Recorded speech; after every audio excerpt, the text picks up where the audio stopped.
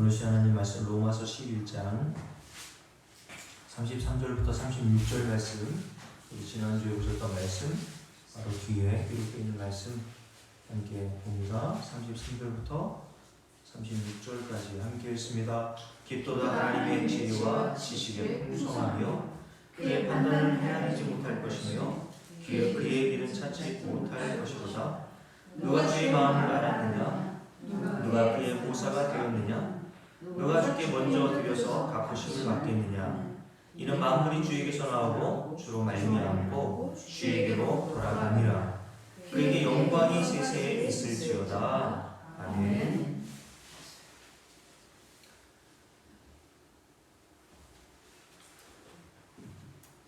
우리가 어떤 인간이 해낼 수 없는 경지의 예술이나 또 탁월한 경기력을 가지고 있는 선수들의 경기하는 모습을 보면 감탄이 절로 나올 때가 있죠.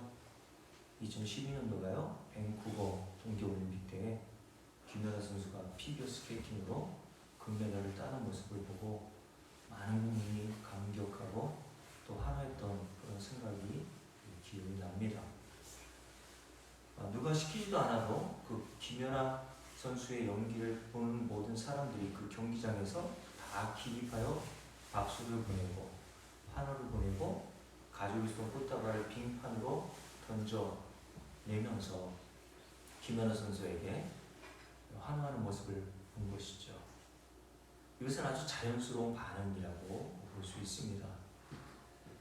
오늘 바울도 그런 감탄과 감격하는 마음으로 오늘 11장 33절 말씀을 기록하고 있는데, 우리 11장 33절 말씀 다시 한번 읽습니다. 깊도다 하나님의 지혜와 지식의 풍성하며 그의 판단을 헤아리지 못할 것이며 그의 길은 찾지 못할 것이로다 라고 이야기를 하면서 찬송을 하고 감격하고 감탄하고 있는 모습을 우리가 보게 됩니다.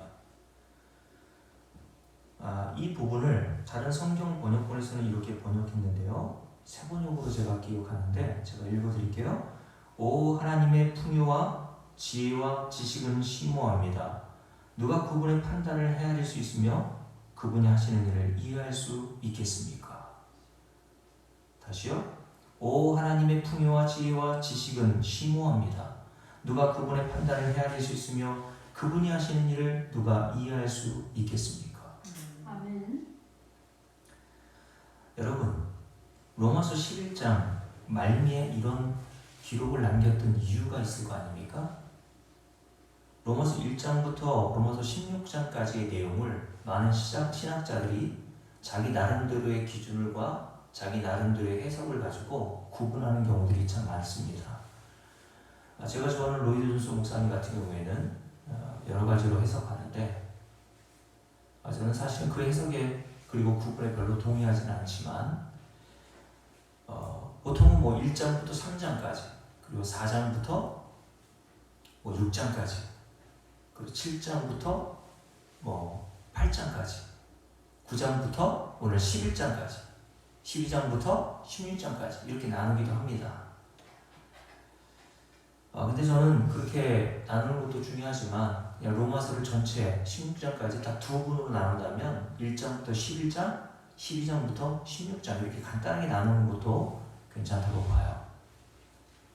1장부터 11장까지는 바울이 하나님의 구원의 계획과 그리고 심오한 하나님의 구원의 섭리가 어떠한지를 쭉 설명해 나와요. 그리고 난 다음에 마지막으로 하는 일이 뭐였다고요? 이 구원의 심오한 계획과 섭리를 가지고 계신 하나님을 찬송하고 감사하며 감탄했던 겁니다. 그럼 여러분 생각해 보세요. 우리가 33절 깊도다 하나님의 지혜와 지식의 풍성하며 라고 이야기를 했다고 한다면, 우리가 조금이라도 하나님의 지혜와 지식의 풍성함이 하나님의 구원 계획과 하나님의 구원 섭리에 담겨 있음을 여러분과 제가 조금이라도 깨닫고 있었다면, 또 깨닫게 되었다면, 오늘 이러한 바울과 같은 반응이 나오는 것은 지극히 당연한 일이랍니다. 당연한 일이라는 거예요.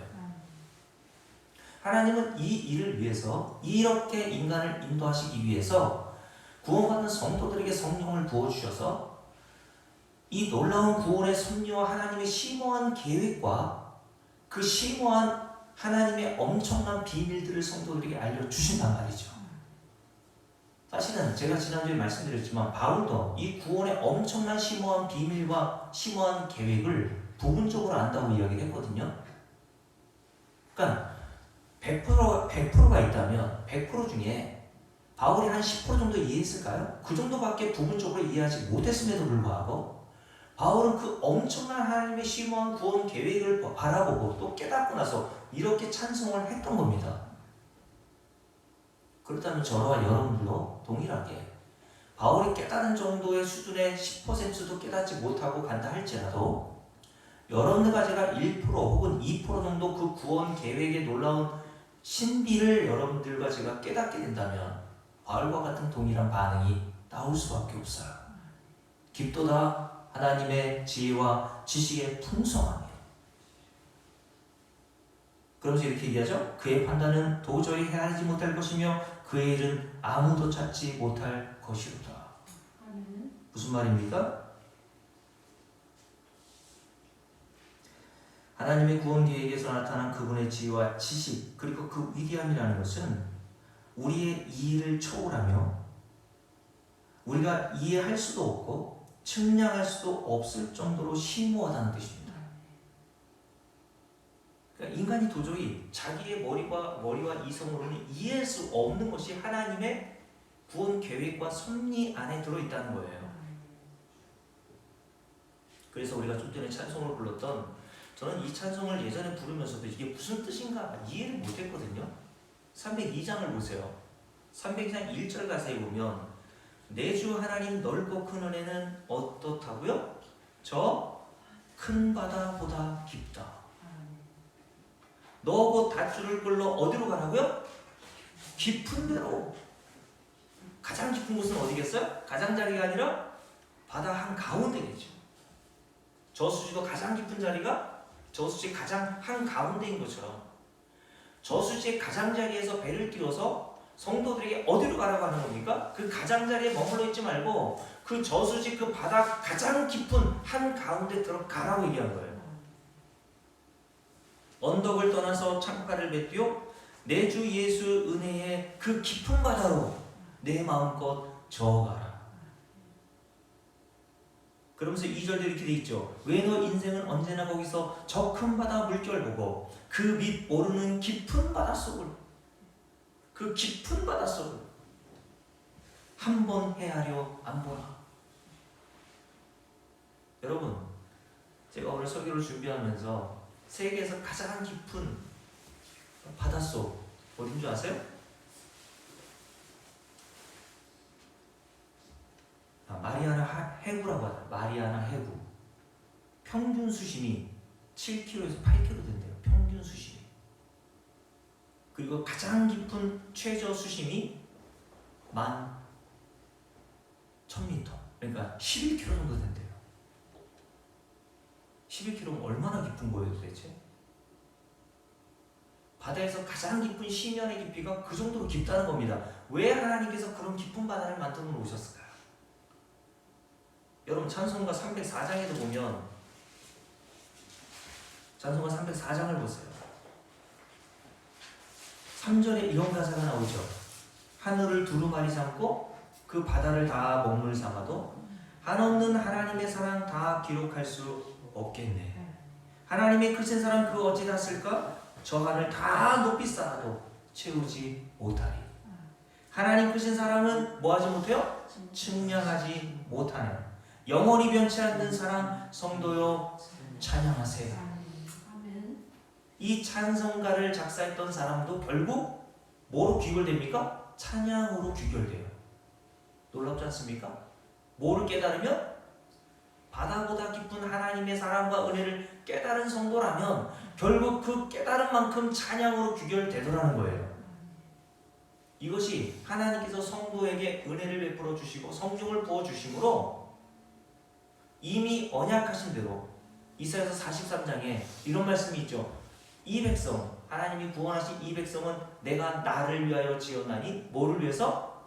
나를 찬송하게 하려 함이라 라는 그 예언의 말씀과 같이 성령께서 지금도 구원받은 성도들에게 오늘 바울이 로마서 11장 이 하반부에서 후반부에서 감탄하고 감격하며 결국 찬송으로 귀결됐던 것처럼 성도들이 이 자리를 이끌어 가신단 말이죠. 그래서 하나님께서 말씀을 통해서 저와 여러분에게 302장의 가사처럼 가장자리에 있었던 우리를 자꾸 어디로 밀어내십니까? 저 깊은 바다 심연으로 밀어내셔서 하나님의 그 크신 구원의 심오한 계획을, 그 신비를 말씀을 통해서 조금씩 깨닫게 하시는 겁니다. 그래서 4절도 이렇게 되어 있죠? 3절 많은 사람이 어디에 있어요? 302장 3절이 가사 보세요. 많은 사람, 성도들을 얘기하는 거죠. 다 어디에 있습니까? 얕은 물가에서 저 큰 바다 가려다가 찰싹거리는 작은 파도 보고 마음 약하여 못 가네. 마귀가 하는 일은 다른 게 아니에요. 여러분을 실패하게 하고 여러분을 망하게 하는 게 마귀가 하는 일이 아니라 오늘 말씀, 오늘 찬송의 가사처럼 우리를 어디로 못 가게 하는 거예요?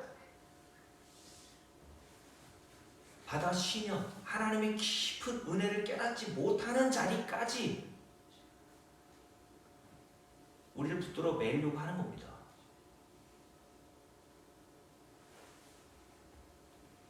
그런데 4절 말씀이 이렇게 기록되어 있죠? 자 곧 가거라 이제 곧 가거라 어디로? 저 큰 은혜 바다 향해. 자 곧 내 너를 저 어디로 가라고요? 깊은 데로 가라 라고 얘기합니다. 여러분, 우리가 이런 식으로 말씀을 통해서 점점 더 하나님의 은혜의 깊은 자리로 가게 되면 어떻게 된다고요? 그 결과적으로 오늘 바울처럼 깊도다 하나님의 지혜와 지식의 풍성함이요 라고 하는 찬송과 감탄이 나올 수밖에 없습니다. 이것이 성령께서 저와 여러분에게 지금도 말씀을 통해서 행하시는 일이란 거예요.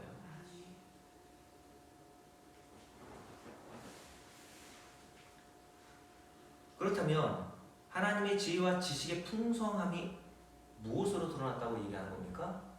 제가 좀 전에 말씀을 드렸듯이 로마서를 그냥 크게 1장부터 11장까지 12장부터 16장까지 이렇게 나눠보자고 이야기를 했습니다.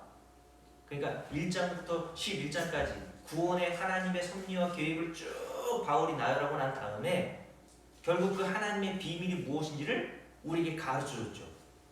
그리고 지난주 2주 동안 우리가 살펴본 그 비밀과 신비가 무엇이라고 말씀을 드렸나요? 25절 함께 읽어볼게요. 25절 함께 읽습니다. 형제들아 너희가 스스로 지혜 있다 하면서 이 신비를 너희가 모르기를 내가 원하지 아니하노니 이 신비는 이방인의 충만한 수가 들어오기까지 이스라엘의 더러는 우둔하게 된 것이다 라고 얘기했어요. 여기 보면 두 가지 중요한 단어 줄을 걸어서 얘기했죠. 지혜와 신비라는 뜻입니다. 성경에서 어떤 자가 지혜로운 자라고 얘기했습니까? 신비, 비밀을 아는 자가 지혜로운 자라고 얘기했어요. 반대로 말하면 어리석고 미련한 자는 신비, 비밀을 모르는 자라는 얘기예요. 그러면 여러분들에게 신비와 비밀을 알게 하는 것은 무엇입니까? 하나님께서 지혜를 주셔야 신비와 비밀을 알 수 있게 되는 거겠죠. 그래서 하나님께서 성도들에게 이 신비와 비밀을 알게 하시기 위한 방법으로 지혜를 주시지 않고는 어떤 한 사람도 하나님의 구원의 섭리와 계획이 얼마나 깊고 얼마나 놀라운지를, 얼마나 심오한지를 깨달아 알아먹을 수 없다고 얘기했어요. 그래서 바울이 에베소서 3장에 보면 함께 읽어볼까요? 에베소서 3장을 보세요. 어떻게 해서 이 비밀, 하나님의 이 신비를 알게 되었는지에 대해서 이렇게 설명하죠. 에베소서 3장 한번 봅니다. 자, 에베소서 3장 1절부터 함께 읽습니다. 이러므로 그리스도 예수의 일로 너희 이방인을 위하여 갇힌 자 된 나 바울이 말하거니와 너희를 위하여 내게 주신 하나님의 그 은혜의 긍휼을 너희가 들었을 터이다. 곧 주를 보세요. 뭐로 알게 되었습니까? 계시로 내게 비밀을 알게 하신 것은 내가 먼저 간단히 기록한 바 같으니 그것을 읽으면 내가 그리스도의 비밀을 깨달은 것을 너희가 알 수 있으리라. 그리스도의 비밀, 신비, 어떤 방법으로 바울이 깨달아 알았습니까? 열심히 연구하고 열심히 노력해서 안 것이 아니라 3절 말씀에 계시로 내게 비밀을 알게 해주셨다라고 얘기했어요. 그러니까 인간이 접근할 수 없다는 거예요. 하나님의 비밀과 신비는. 인간이 도저히 자기 그래서 하나님께서 그런 무지하고 불가능한 인간에게 계시로 일방적으로 그 비밀과 신비를 깨닫게 하시는 방법으로만 하나님께서 인간을 구원해 내신단 말이에요. 그래서 계시란 무슨 뜻이냐면 인간이 자기의 지혜와 자기의 식으로 알 수 없으므로 신적인 존재가 일방적으로 알려줄 때에 얻어낼 수 있는 지혜를 계시라고 합니다. 갈라디아서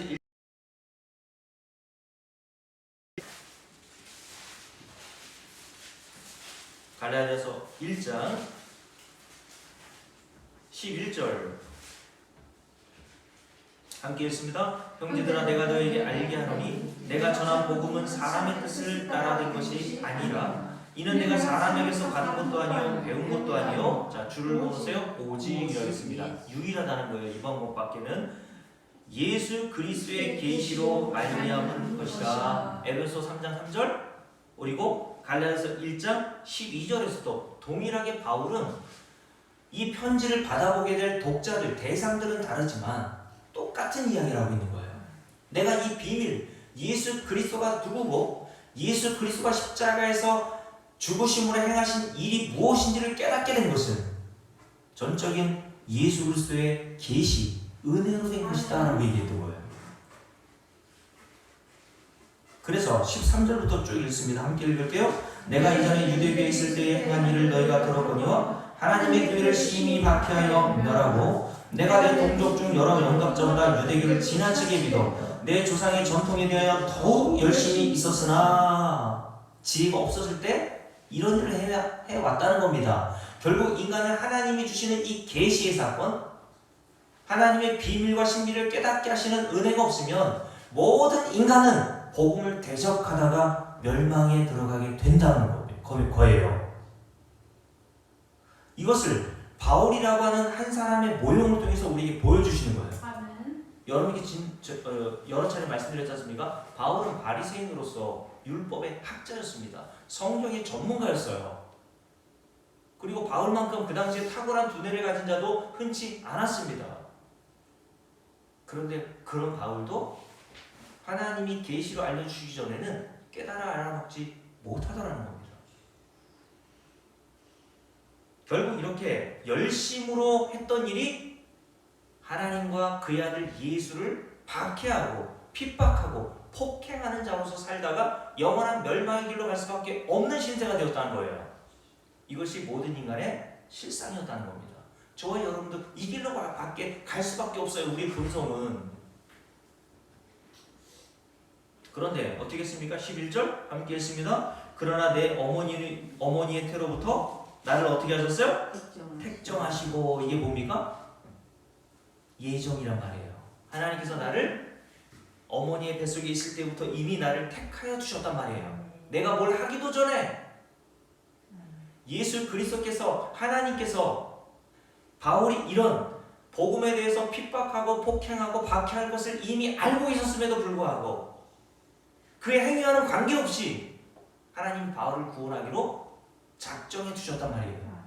그러니 하나님의 그 구원 계획대로 바울의 행위와는 관계없이 바울이 구원받아 하나님의 복음을 증거하는 사도가 될 수밖에 없었던 겁니다.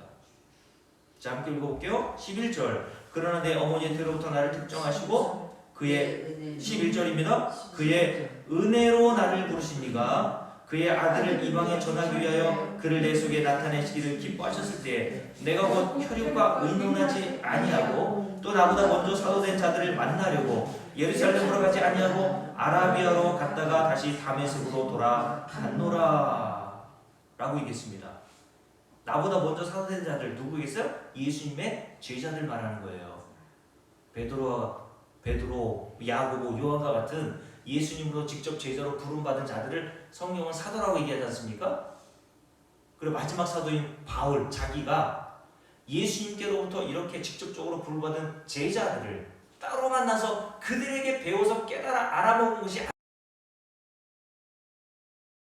하나님이 직접적으로 계시를 통해서 바울에게 복음의 진리가 무엇인지를 깨닫게 해 주시는 방법으로 그가 복음을 알아 먹었다는 겁니다.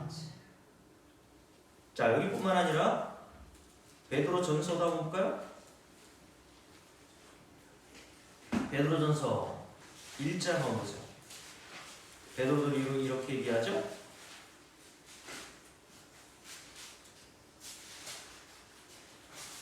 자, 베드로전서 1장 12절. 자, 10절부터 읽을게요. 함께 했습니다. 이 구원에 대하여는 너희에게 임할 은혜를 예언하는 선지자들이 연구하고 부지런히 살펴서 자기 속에 계신 누가? 그리스도의 영이 그 받으실 고난과 후에 받으실 영광을 미리 증언하여. 누가요? 미리 누가 증언했다고요? 10절 예언하던 선지자들 이들이 누구예요? 구약의 선지자들을 얘기하는 거예요. 근데 구약의 선지자들에게 그리스도의 영이 그들에게 임하여서 뭘 증거하도록 하셨습니까? 예수 그리스도께서 받으실 고난, 그리고 받으실 영광, 부활, 승천, 이 모든 것들을 미리 증언하게 하셨던 겁니다.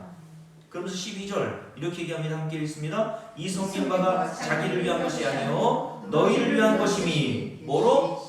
계시로 알게 되었으니 이것은 하늘로부터 보내신 성령을 힘입어. 줄을 끊으세요. 계시는 성령을 힘입어 복음을 전하는 자들로 이제 너에게 알린 것이요 천사들도 살펴보기를 원하는 것이니라. 에베소 3장 3절 계시로. 갈라디아 1장 바울이 갈라디아 성도들에게도 계시로. 오늘 베드로도 계시로 알게 되었다라고 계속 얘기를 합니다. 그러니까 사도 베드로, 사도 바울, 사도 요한 모든 이 성경을 기록한 저자들이 자기의 임의대로 기록하고 자기의 상상과 자기의 추측으로 기록한 것이 아니라 하나님이 직접적인 계시로 알려주신 것들을 기록한 내용이 바로 성경이란 말이에요. 그러니 지금도 하나님께서는 하나님의 신비, 하나님의 비밀을 이러한 방식, 오직이라고 그랬으니까 하나님의 성령을 통해서 인간이 깨달아 알아먹을 수 없는 그 하나님의 놀랍고 심오한 구원의 계획과 섭리를 깨닫게 하시는 줄로 믿습니다. 그러니까 내가 잘나서 내가 똑똑해서 깨닫는 것이 아니라 하나님의 전적인 택하심과 택하신 자들에게 주시는 이 은혜로 깨달았다면 우리가 자랑할 게 있어요? 자랑할 게 없다는 거예요. 자랑할 게 없으면 결국 뭐가 나옵니까? 찬송이 나올 수밖에 없는 거예요.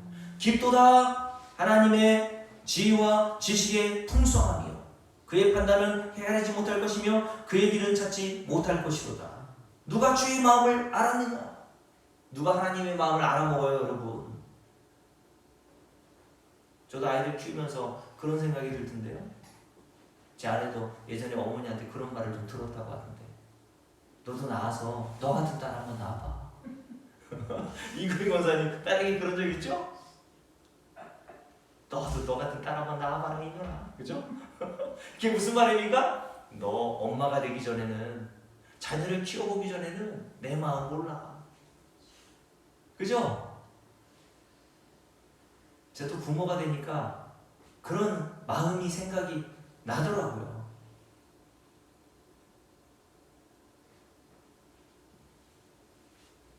여러분, 하나님의 구원 섭리와 심오한 계획은요 이 정도 수준이 아니란 겁니다. 전능하시고 천지를 창조하신 그 하나님의 마음을 누가 알 수 있어요? 누가 합니까? 여러분? 하나님밖에는 알 수가 없어요. 그죠? 그래서 성령 하나님이 성도들에게 오셔서 그 하나님의 마음이 어떤지를, 하나님의 마음에 있어 가지고 계셨던 그 구원 계획을, 바다보다 높고 하늘보다 높은, 바다보다 넓고 하늘보다 높은 그 하나님의 아들의 십자가에서 우리에게 가르쳐 주신 그 놀라운 사랑을 깨닫게 하신단 말이죠. 아멘. 그래서 고린도서 1장 한번 볼까요? 고린도서 1장 나오세요. 이렇게 넣으시고 고린도서 1장 나와볼게요.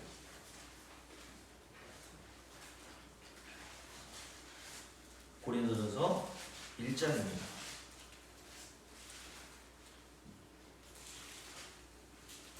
자, 다 피셨죠? 고린도서 1장 11절 10절부터 읽겠습니다. 오직 하나님이 성령으로 이것을 2장이네요. 1장이라 했어요? 2장입니다.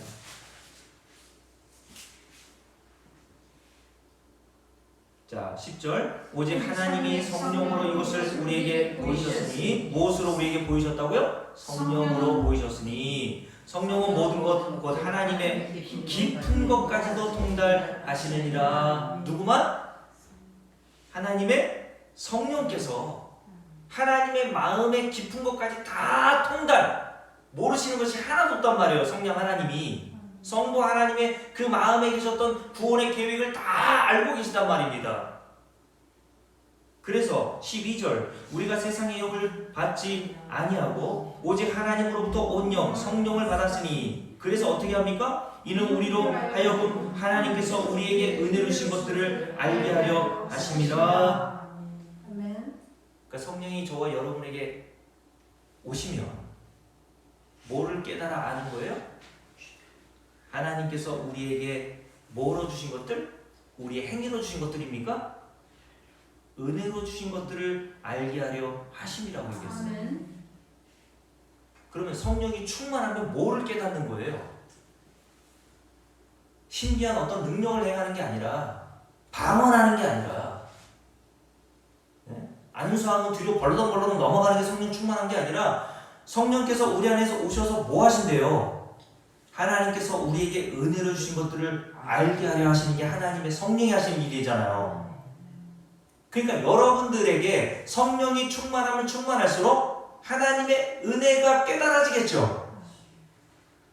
그러면 성령 충만해서 하나님의 은혜와 하나님의 기쁘신 놀라운 사랑을 그 심오한 구원의 계획을 깨닫게 되면 깨닫게 될수록 결과적으로 뭐가 나오겠어요? 찬송이 나오는 거예요. 그러니까요. 찬송하라고 억지로 성도들이 요구할 필요가 없는 겁니다. 박수 치세요! 그게 뭐야 그게? 그렇게 할 필요가 없습니다.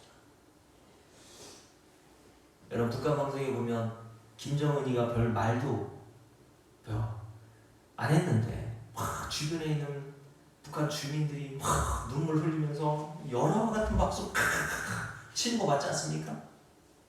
그 머릿속에는 무슨 생각을 하고 있을까요? 지랄하고 있네 이렇게 생각했죠. 근데 왜 그렇게 열렬하게 박수치고 눈물 흘려야 합니까?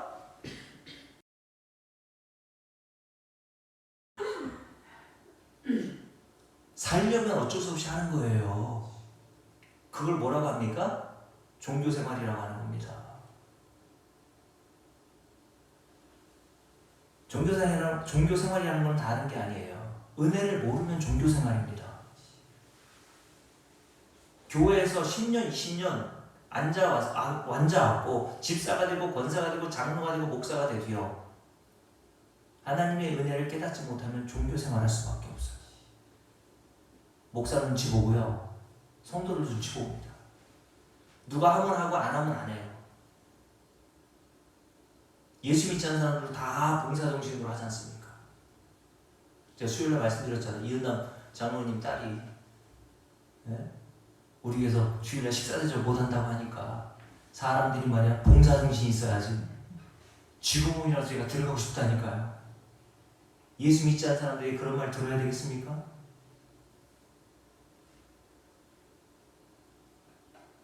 예수 믿지 않는 사람들도 봉사정신으로 하잖아요. 돈 벌기 위해서 한다고요. 교회는 그러나 그렇게 운영되는 게 아닙니다. 은혜를 받은 자들이 하는 거예요. 그냥 은혜 받은 자들이 없습니까? 안 하면 돼요. 안 하면 돼요. 안 하는 게 나아요. 사실 그냥 억지로 하고 할 수 없이 하니까 자꾸 말이 나오는 겁니다. 여러분 그러므로 저와 여러분에게 성령이 임하기를 원하시면요, 무지막대한 손해가 오게 될 겁니다. 다시요. 하나님의 성령이 저와 여러분에게 충만하게 거하시면 충만하면 충만할수록 12절 말씀을 우리가 이해한다면 하나님이 우리에게 주신 은혜들을 더욱 깨달아 알게 되고 결과적으로 뭐가 나온다고요? 찬송과 감사와 감탄이 나올 수밖에 없어요. 로마서 11장에서 그래서 바울이 깊도다 라고 하는 탄성이 절로 나온 거예요. 그러면서 이렇게 얘기하죠. 13절 함께 했습니다. 우리가 이것을 말하거니와 사람의 지혜가 가르친 말로 아니하고 무엇으로? 오직 주를 보내세요. 성령께서 가르치신 것으로 하니. 자, 하나님께서 성령을 통해서 이 말씀을 우리에게 가르치신단 말이에요. 목사가 가르치는 것처럼 보이지만 목사가 증거한 복음을 여러분 속에 계시는 성령께서 그 말씀의 뜻의 의미를 깨닫게 하신단 말이죠. 아멘. 그래서 찬송가에 그런 가사가 있죠. 성령이 스승되셔서 뭐예요? 그 다음에 하나님 말씀 배우니 그 말씀 한 절 한 절이 내 맘에 교훈 되도다. 내 평생의 소원 내 평생의 소원 대속해 주신 사랑을 간절히 알기 원하네. 아멘. 목사가 스승이 아니라 사실은 성령, 우리 안에 계시는 그분이 우리의 직접적인 스승이 되셔서 목사가 증거한 복음을 우리 안에서 깨달아 알게 하신단 말이에요. 그래서 오늘 말씀에 보면 13절 다시 오직 성령께서 가르치신 것을 아니 영적인 일은 영적으로 분별하느니라. 그래서 바울이 그 위에서 뭐라고 했는지 아세요? 고린도서 2장 그 위에 보실까요? 함께 읽어볼게요. 고린도교 성도들이 이렇게 얘기했습니다. 2장 1절 함께 했습니다. 형제들아 내가 너희에게 나아가 하나님의 증거를 전할 때에 말과 지혜의 아름다운 것으로 아니하나니 내가 너희 중에서 예수 그리스도와 그가 십자가에 못 박히신 것 외에는 아무것도 알지 아니하기로 작정되었습니다. 내가 너희 가운데 거할 때에 약하고 두려워하고 심히 떨었노라. 내 말과 내 전도함이 설득력 있는 지혜의 말로 하지 아니하고 다만 사람을 설득하려고 하지 않았다는 겁니다. 왜요? 하나님의 복음의 진리, 그 신비와 비밀은 사람이 입으로 설득해서 되는 문제가 아닌 거예요. 여러분들이 가서 전도하면 안 되는데 목사가 가서 전도하면 됩니까? 목사가 가지고 있는 그 화려한 언변, 신학적인 지식, 그것으로 무장하고 예수 믿지 않는 사람들에게 가서 증거하면 여러분들이 증거하는 것보다 더 효과적입니까? 그렇지 않아요. 그러므로 여러분들, 난 말 주변이 없어서 핑계예요. 여러분들이 깨달은 그 조각, 아주 작은 조각과 같은 그 복음의 진리를 여러분의 남편과 자녀들에게 증거하세요. 그러면 하나님께서 여러분이 증거한 아주 작은 사소해 보이는 그 복음의 말들로 말미암아 구원받기로 작정하신 자들은 반드시 하나님께서 불러내신다니까요. 저한테 부탁하지 마세요. 목사님 한 번만 만나주세요. 제가 만나면 뭐 달라져요? 물론 만나도 줄 수 있고 제가 복음도 증거해 줄 수 있습니다. 그런데 착각하지 마시란 거예요.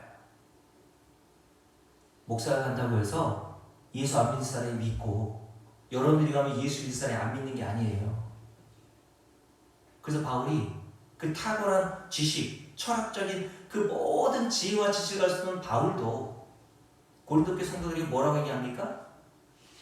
내가 너희들을 복음을 증거할 때 설득하려고 아름다운 말로 너희들을 어떻게 해서든 꼬드겨서 예수 믿게 하려고 하지 않았다고 얘기했어요. 왜요? 고린도서 1장을 볼까요? 복음 뭐라고 했습니까? 고린도서 1장에 고린도전서 1장입니다. 21절 함께 했습니다. 하나님의 지혜에 있어서는 이 세상이 자기 지혜로 하나님을 압니까 모릅니까? 알지. 아는 것이 불가능하단 말이에요. 그러므로 하나님께서 뭐를 통해서 전도에 미련해 보이는 것으로 믿는 자들을 구원하시기를 기뻐하셨도다. 유대인은 표적을 구하고 헬라인은 지혜를 찾으나 우리는 뭘 증거합니까? 십자가에 못 박힌 그리스도를 전하니. 이거 미련하게 보인단 말이에요. 인간들에게는 아무리 설득하려고 해도 인간은 이 하나님의 지혜를 깨달아 알아먹을 수 없어요. 그래서 하나님께서 우리가 이미 살펴본 대로 바울에게 베드로에게 계시로 그것을 깨닫게 해주시지 않고는 한 사람도 복음을 알아챌 능력이 없다니까요.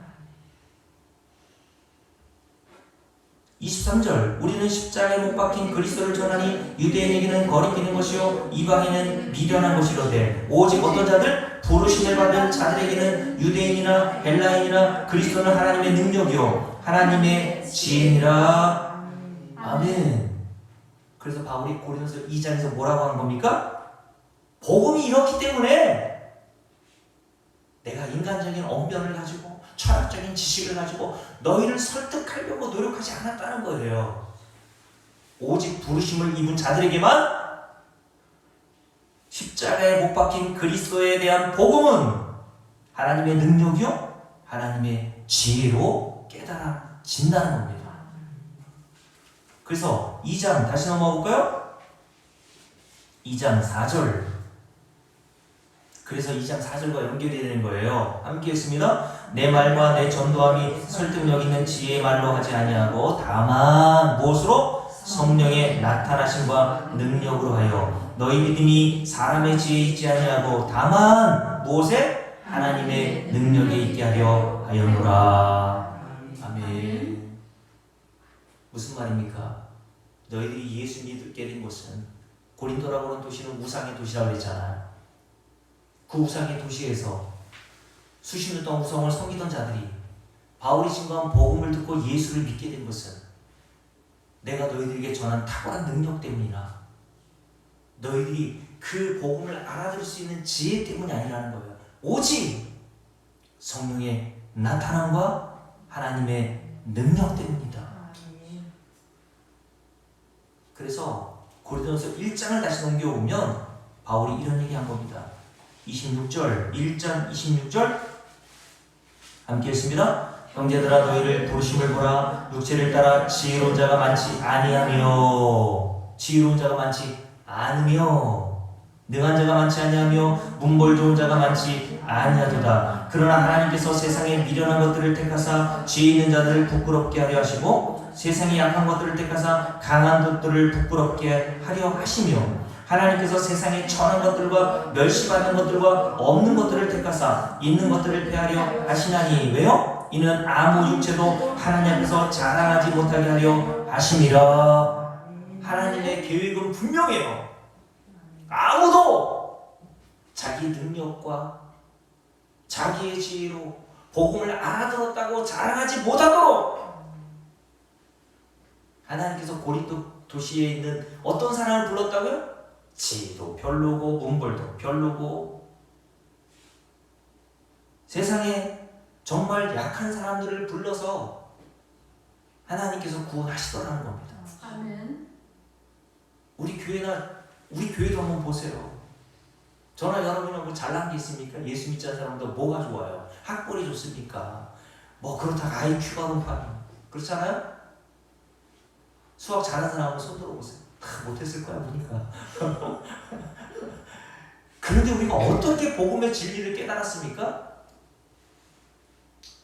오직 성령의 나타남과 하나님의 전적인 능력 때문인 거예요. 아멘. 이런 자들은 30절 함께 했습니다. 1장 30절 너희는 하나님부터 나서 그리스도 예수 안에 있고 예수는 하나님으로부터 나와서 우리에게 뭐가 된다고 합니까? 지혜와 의로움과 거룩함과 구원함이 되셨으니 기록된 바 그러므로 자랑하는 자는 주 안에서 자랑하는 함과 같게 하려 함이라. 이게 무슨 말입니까? 예수가 우리의 지혜요 예수가 우리의 의로움의 근본이요 예수가 우리의 거룩함의 근본이요 예수가 우리의 구원함의 근원입니다. 아멘. 라고 깨달아가는 거예요. 성도는. 아멘. 그러니 주 안에서 자랑한다는 건 뭘 자랑한다는 거예요? 내 자랑은 점점 사라지고 오직 하나님께서 보내신 예수만 자랑하게 된단 말입니다. 아멘. 이걸 뭐라고 한다고 성경에서 자기 부인이라고 그랬잖아. 너희가 내 제자가 되려거든 뭐 하라고 그랬어요? 첫 번째로 자기를 부인하라고 그랬어요. 근데 인간의 능력은 안 돼요. 그래서 성령을 부어주셔서 은혜를 깨닫게 하시죠. 그래서 결국 자랑을 멈추게 하시고 주 안에서 자랑하는 것 예수 그리스도의 은혜와 그 공로만을 자랑하는 자기.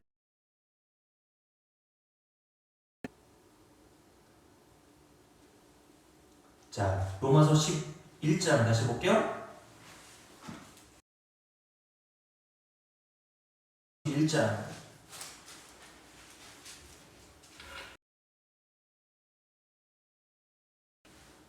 자, 이렇게 하나님의 신비, 하나님의 비밀을 성도는 하나님의 계시를 통하여서 깨달아 가게 되는 거죠.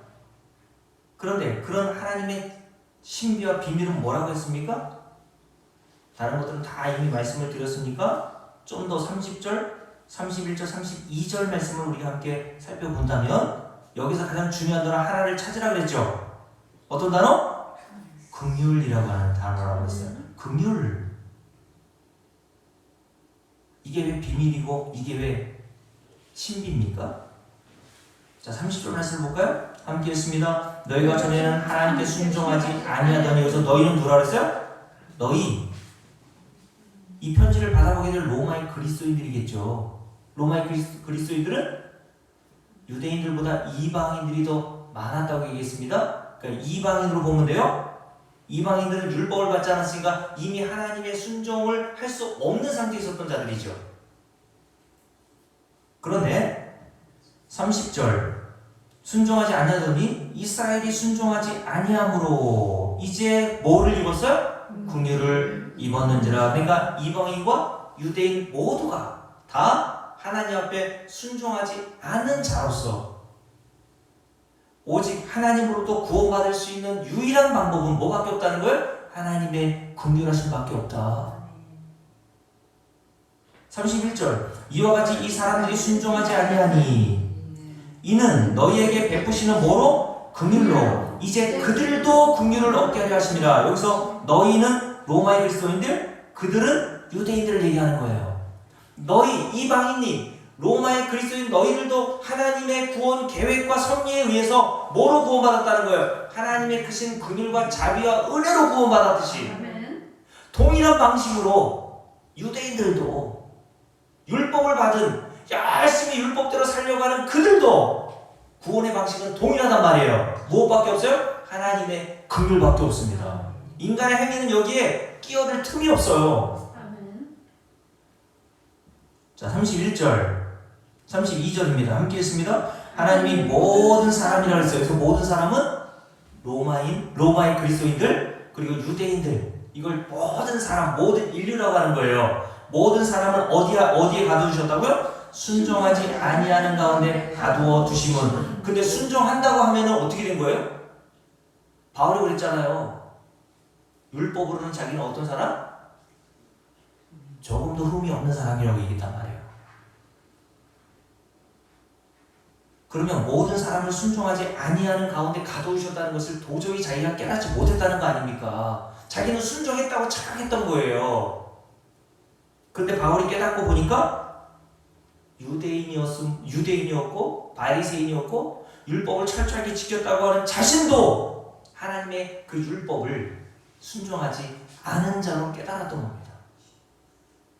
이렇게 하시면 이유가 있죠. 32절 함께 있습니다. 모든 사람에게 뭐를 베풀려 하신다고요? 긍휼을 베풀려 하심이로다. 그러니까 모든 인간은 행위로 구원받는 것이 아니라 뭐로 구원받습니까? 하나님의 긍휼로 구원받는 거예요.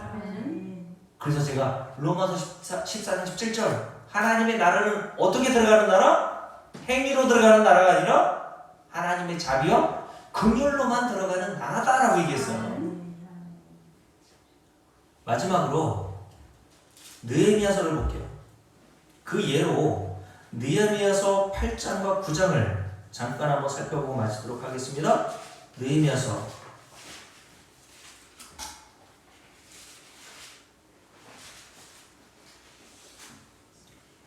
자, 구약성경 느헤미야 8장과 9장을 보시면 에스라가 등장하죠. 그리고 에스라와 함께 에스라의 도움을 주었던 레위인들이 등장합니다. 이들이 바빌론 포로로 끌려갔다가 다시 가나안 땅으로 돌아와서 예루살렘 성전과 예루살렘 성벽을 중건하고 재건한 사람들에게 하나님의 율법의 말씀을 가르친다는 거예요. 자, 8절 말씀을 봅니다. 7절부터 읽을게요. 함께 했습니다. 예수아와 바나와 세레바와 야민과 악국과 사부대와 호디야와 마야세야와 그리다와 아사레와 요사박과 하난과 블라야와 레위 사람들은 백성이 제자리에 서 있는 동안에 뭐 했습니까? 그들에게 율법을 깨닫게 하였는데, 율법 하나님 말씀이에요? 자, 율법은 하나님 왜 주셨어요? 이미호사님 로마 3장 율법은 죄를 깨닫게 하려 주신 거다라고 했어요. 그러면 죄를 깨닫게 되면 뭐가 나오겠어요? 회개가 나오겠죠. 그래서 그 뒤에 뭐가 나옵니까? 8절 하나님의 율법책을 낭독하고 그 뜻을 해석하여 백성에게 그 낭독하는 것을 다 깨닫게 하니 백성들이 그 율법의 말씀을 듣고 어떻게 해요? 다 우는지라. 죄를 깨달으니까 회개가 나오더란 말이에요. 그게 율법의 기능입니다. 죄를 깨닫게 되는데 어떻게 눈물을 안 흘리고 괴로워하고 슬퍼하지 않을 수가 있습니까? 그래서 사도행전 2장에서도 사도 베드로가 오순절날 복음을 증거할 때에 그 복음을 들었던 오순절을 지키기 위해서 왔던 수많은 유대인들 디아스포라가 어떻게 했어요? 가슴을 치며 어찌할꼬 아멘. 탄식하며 가슴을 치며 애통했단 말입니다. 이게 율법의 기능이라니까요. 율법의 역할이란 말이에요. 결국 이런 율법을 깨닫고 나는 율법대로 하나님 말씀에 순종하지 못함으로 영원한 지옥 형벌밖에 받을 자가 없다는 사실을 깨달은 자만이 뭐를 소망할 수밖에 없어요? 하나님의 긍휼밖에 소망할 게 없어요. 그래서 9장에 보면요, 9장 느헤미야 9장을 보실까요? 백성들이 죄를 자복하는 내용들이 쭉 기록되어 있는데 먼저 하나님이 행하신 일에 대해서 쭉 나열하죠. 하나님이 어떤 일을 행하셨습니까? 7절 함께 읽습니다.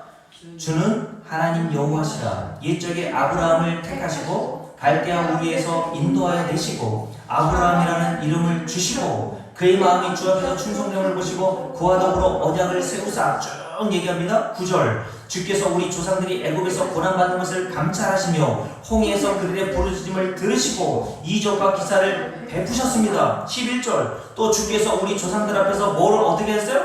바다를 갈라지게 하사 그들이 바다 가운데를 육지같이 통과하게 하시고 쫓아오는 자들을 돌을 큰 물에 던져진과 같이 깊은 물에 던지시고 낮에는 구름 기둥으로 인도하시고 밤에는 불 기둥으로 그들이 행할 길을 그들에게 비추셨으며 또 신에서 강림하시고 하늘에서부터 그들과 말씀하사 정직한 규례와 진정한 율법과 선한 율례와 계명을 그들에게 주셨습니다. 15절 그들의 굶주림 때문에 그들에게 뭘 주셨어요? 양식을 주시고 그들의 목마름 때문에 그들에게 반석에서 물을 내시고 또 주께서 옛적에 손을 들어 맹세하시고 주시겠다고 하신 그 가나안 땅에 들어가서 차지하라 말씀하셨다고 얘기했습니다. 그리고 실제로 가나안 땅에 들어가게 되었죠. 근데 하나님이 이런 은혜를 베푸셨음에도 불구하고 이스라엘 백성들이 뭐 했습니까? 16절 함께 읽습니다. 그들과 우리 조상들이 교만하고 먹을 굳게 하여 주의 명령을 듣지 아니하고 순종하지 않았단 말이에요. 거역하며 주께서 그들 가운데 행하신 기사를 기억하지 아니하고 목을 굳게 하며 폐역하여 스스로 한 우두머리를 세우고 종되었던 땅 애굽으로 돌아가고자 하였나이다. 하나님의 은혜를 금방 잊어버리고 이들이 하나님의 언약을 거역하고 배반하더라는 거예요. 그럼 이들 어떻게 합니까? 다 죽어도 할 말이 없는 자들이에요. 근데 그 뒤에 뭐라고 하였습니까? 함께 했습니다. 그러나 주께서는 용서하시는 하나님이시라. 줄을 그으세요. 은혜로우시며 긍휼히 여기시며 더디 노하시며 인자가 풍부하심으로 그들을 버리지 아니하셨나이다. 아멘. 근데 또 무슨 짓을 합니까? 이스라엘 백성들이 또 그들이 자기를 위하여 송아지를 부어 만들고 이르기를 이는 곧 너희를 인도하여 애굽에서 나오게 하시니라요 하나님을 크게 뭐 했어요? 모독하였사오나. 이게 누가 한 일이야? 다 저와 여러분이 이 세상을 살면서 행하는 일이란 말입니다. 아멘. 탐심이 곧 우상 숭배라고 얘기했잖아요. 아멘. 우리가 이렇게 탐심을 통해서 하나님의 이름을 모독하고 산단 말이에요. 그러니 하나님 나라에 이런 자들이 들어갈 자격과 조건이 없다는 것을 계속 이 율법을 통해서, 말씀을 통해서, 이스라엘 백성을 통해서 우리에게 주시는 거예요. 그러니 저와 여러분이 율법을 깨달았다면 8장에서 어떻게 했다고요? 이스라엘 백성들이 율법을 깨닫게 되니 다 운이라. 아멘. 근데 하나님은 어떻게 하십니까? 19절 함께 했습니다. 주께서는 주의 크신 긍휼로 그들을 광야에 버리지 아니하시고 낮에는 구름 기둥이 그들에게서 떠나지 아니하고 길을 인도하며 밤에는 불 기둥이 그들의 갈 길을 비추게 하셨사오며. 21절 40년 동안 들에서 기르시되 뭐 없이 부족함이 없게 하심으로 그 옷이 헤어지지 아니하고 발이 부르트지 아니하게 하셨단 말이에요. 아멘. 그리고 결국 어떻게 하십니까? 23절 주께서 그들의 자손을 하늘의 별같이 많게 하시고 전에 그들의 열조에게 들어가서 차지하라고 말씀하신 땅으로 인도하여 이르게 하셨으므로 그 자손이 들어가서 그 땅을 차지하게 되었단 말이죠. 그리고 25절에 그들이 주의 큰 복을 즐겼다고 이야기하면서, 그런데 그들은 어떻게 합니까? 26절 함께 읽습니다. 그들은 순종하지 아니하고 주를 거역하며 주의 율법을 등지고 주께로 돌아오기를 권면하는 선자들을 죽여 주를 심히 모독하였나이다. 애굽에서 주의 이름을 모독하고 광야 40년 동안 주의 이름을 모독하고 가나안 땅에 들어가서도 사사기를 보세요. 주의 이름을 모독하는 일만 했어요. 여러분이 행한 일이 바로 이거라는 사실을 안다면 우는 것밖에 없어요. 우리는. 근데 주께서 행하신 일은 뭡니까? 27절 말씀 보세요. 후반부터 읽겠습니다. 주께서 하늘에서 들으시고 주의 크신 긍휼로 그들에게 구원자들을 주어 그들을 대적의 손에서 구원하셨거늘. 28절 주께서 하늘에서 들으시고 여러 번 주의 긍휼로 건져내시고. 31절 주의 크신 긍휼로 그들을 아주 명하지 아니하시며 버리지도 아니하셨사오니 주는 은혜로우시고 불쌍히 여기시는 하나님이시니이다. 계속 뭘 강조합니까? 하나님의 크신 긍휼과 자비를 강조해요. 아멘.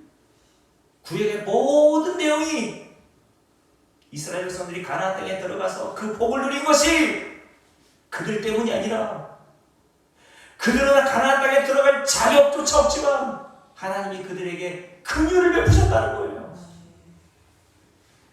이것이 복음의 비밀입니다. 아멘. 이것이 하나님께서 성경 이 율법 말씀을 통해서 우리에게 깨닫게 해주시는 지혜란 말이에요. 바로 내가 이런 은혜로 이런 긍휼과 자비로 하나님 나라 들어가게 된 것이구나. 아멘. 그러니 여러분과 제가 이 긍휼의 놀라운 은혜를 깨닫게 된다면 바울처럼 이렇게 감탄하고 찬송하지 않겠습니까? 깊도다 하나님의 심오한 구원의 진리와 구원의 심오한 섭리. 아멘. 그 하나님의 은혜와 그 구원의 놀라운 섭리를 여러분들이 더욱 깨닫게 되어서 이런 찬송이 여러분 평생 인생 동안 끊이지 않게 되기를 주의 이름으로 축복합니다. 아멘. 우리 찬송가 302장